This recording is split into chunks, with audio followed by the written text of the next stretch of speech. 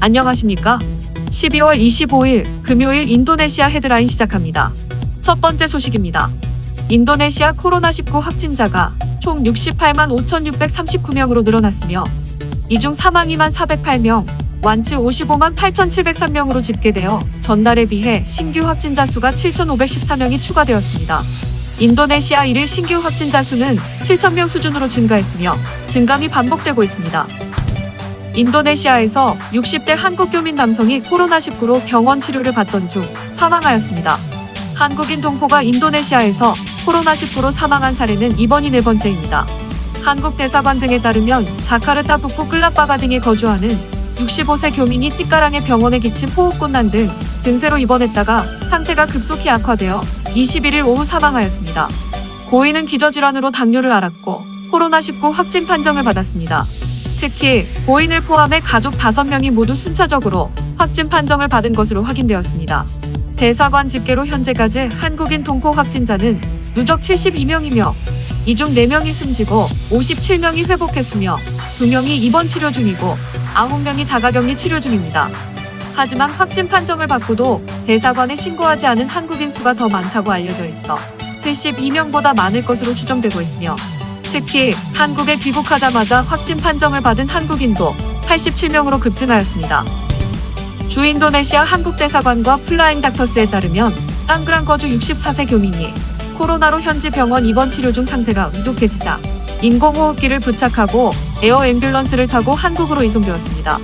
플라잉 닥터스는 싱가포르에 있던 에어 앰뷸런스를 자카르타로 보내 해당 교민과 의료진을 태운 뒤 필리핀 마닐라를 거쳐 같은 날 저녁 인천공항에 착륙했습니다.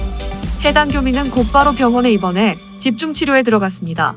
에어 앰뷸런스 이송 비용은 1억 2천여만 원으로 알려졌으며 해당 교민의 가족이 부담한 것으로 전해졌습니다. 플라잉 닥터스의 최영호 상무는 에어 앰뷸런스 가격은 거리에 따라 차이가 있고 대부분이 위중한 환자라서 증상별로는 큰 차이가 없다며 비용을 환자 측이 전액 자부담하거나 일부 보험으로 처리하는 경우가 있다고 설명했습니다.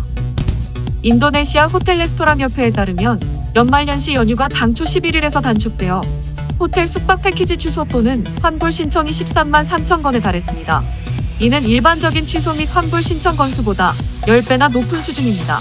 인도네시아 호텔 레스토랑 협회의 회장은 발리에서 환불 금액이 3,170억 루피아에 달하며 이는 발리의 전반적인 경제에 9,670억 루피아 수준의 손실이라며 우려감을 나타냈습니다.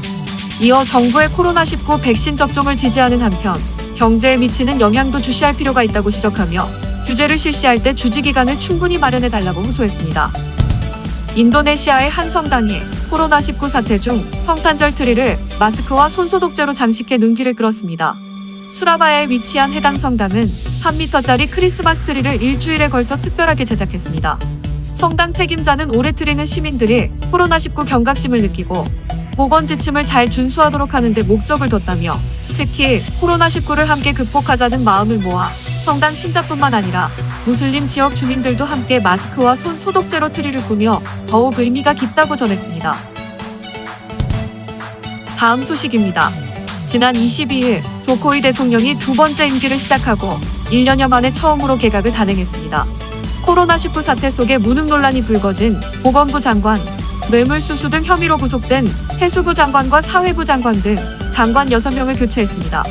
조코이 대통령은 먼저 보건부 장관으로 부디 구나디 사디킨 국영기업부 차관을 발탁했습니다. 전임 보건부 장관의 경우 현지 방송이 코로나 사태와 관련해 반년 동안 인터뷰를 요청했으나 끝내 출연하지 않아 아나운서가 빈 의자를 놓고 인터뷰를 진행했고 해당 방송 영상이 SNS에 퍼지면서 보건부 장관은 무능불통의 인물로 평가받았습니다. 또 구속된 해수부 장관 후임에는 사티 와휴 트랭고노 국방차관을, 사회부 장관에는 인도네시아 제2의 도시인 수라바야 시장 트리 리스마하리니를 임명했습니다. 이 밖에 종교장관, 관광창조경제부 장관, 무역부 장관을 교체하였습니다. 한편 개각설과 관련해 누구보다 관심을 끈 프라보오 국방부 장관은 유임되었습니다. 해당 장관은 야당 총재로 지난 2차례 대선에서 패배했지만 최근 진행된 2024년 대선 후보 인기도 조사에서 1위를 차지한 인물입니다. 특히 한국과 인도네시아의 차세대 전투기 KF-X 공동개발 사업과 대우조선해양 2차 잠수함 구매 계약에 브레이크를 건 인물이기에 우리 방산업계에서도 그의 거취에 관심을 가졌습니다. 다음 소식입니다. 인도네시아 재무부 장관은 2020년 1월에서 11월까지 누계 세수가 전년 동기 대비 18.5% 감소한 925조 3,400억 루피아였다고 밝혔습니다. 이는 당초 연간 목표의 77.2%에 그친 수준이며 코로나 사태로 인한 경기 침체가 큰 영향을 끼친 것입니다. 현지 언론 보도에 따르면 11월 말까지의 누계액 중 석유가스 관련 세수는 29조 2천억 루피아로 전년 동기 대비 44.7% 감소했으며 비석유가스 부문이 17.3% 감소한 896조 2천억 루피아였습니다. 반면 소비세와 관세의 수입은 총 183조 5천억 루피아로 4.1% 증가했으며 특히 소비세가 151조 1천억 루피아로 8.3% 늘어났습니다. 무역관세 수입은 수출 실적 개선으로 수출 관세가 3.9% 증가한 3조 3천억 루피아였던 반면 수입관세는 13.5% 감소한 29조 1천억 루피아였습니다. 다음 소식입니다. 연평균 최대 13cm씩 가라앉고 있는 자카르타 북부 해안 지역을 구하기 위한 대방조제 기본 설계가 새만금 방조제 기술로 완성되었습니다. 한국농어촌공사 컨소시엄은 4년 동안 진행한 자카르타 수도권 해안 종합개발 컨설팅을 완료하고 방조제 기본 설계, 수질 개선 대책, 도시개발과 재원 조달 방안 등을 담은 조사 보고서를 공개했습니다.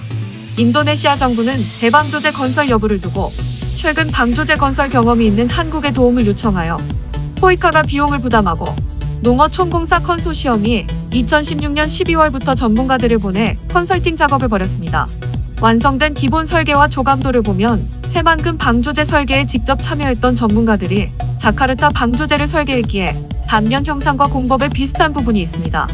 다만 새만금 방조제와 달리 자카르타 대방조제는 중간중간 5개의 다리를 놓아 총 3.4km 구간에 바닷물이 드나들도록 개방형 방조제로 설계되었습니다.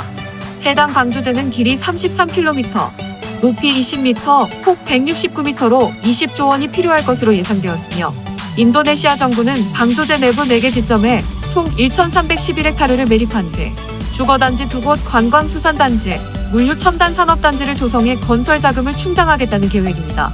인도네시아 정부가 내년에 사업 추진을 결정하면 2022년 세부 설계와 시공을 시작해 2032년 마무리할 것으로 예상됩니다.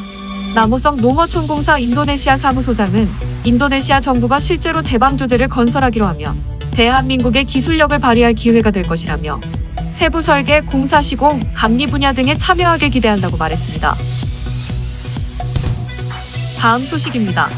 한국토지주택공사는 현대엔지니어링과 함께 한국 컨소시엄을 구성해 법가시 복합산업단지 개발 업무 협약을 체결했다고 밝혔습니다.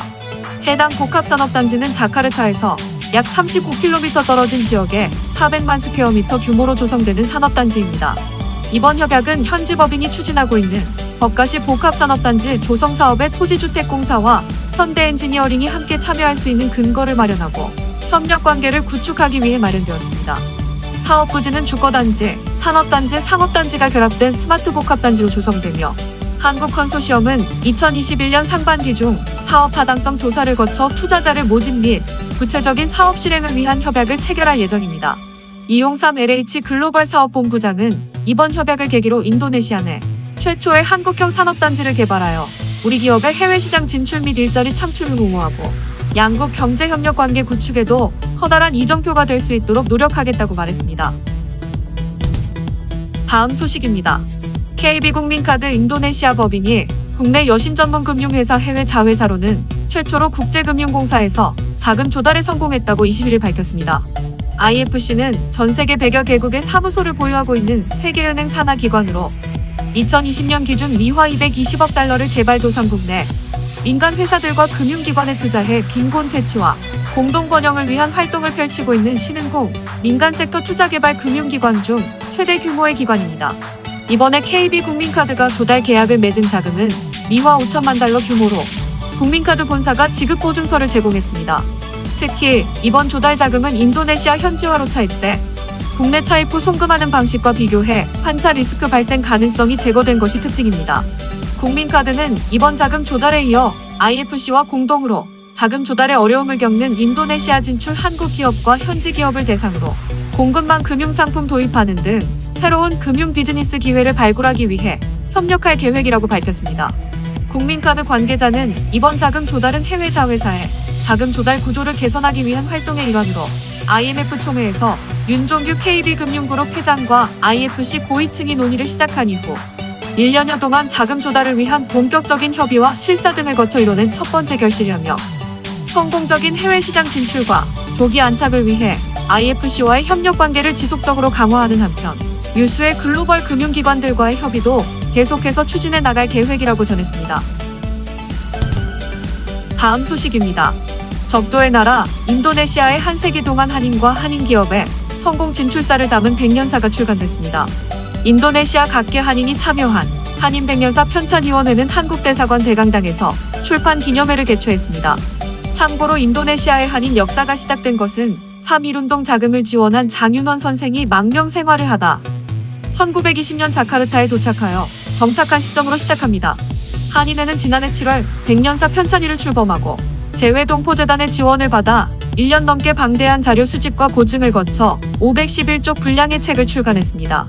박재한 한인 회장은 책 한 권에 모든 한인사를 담을 수는 없지만 적어도 선배들이 걸어온 길에 밝은 조명 한 줄기를 비추는 의미가 되리라 자부한다고 강조했습니다. 박태성 주인도네시아 대사는 기록된 역사가 없는 민족은 사라질 수밖에 없다며 백년사를 통해 한인 동포사회는 미래를 향해 전진할 것으로 확신한다고 말했습니다. 임성남 주아세안 대사는 아세안에서 한인 사회가 어떻게 성장하고 발전해왔는지를 기록한 의미 있는 첫 번째 시도라고 강조했습니다. 한인 백년사 편찬위는 현지에서 맨땅에 일군 한인 토종 기업의 눈부신 자력 성장과 모국 대기업의 투자는 관련 기업 동반 성장의 원동력이 되어 양적으로 성장하는 계기가 됐다며 올해 기준 인도네시아의 한인 기업 2,000여 개가 현지인 100만여 명을 고용하고 있다고 평가했습니다. 시청해주셔서 감사합니다. 다음 시간에 뵙겠습니다.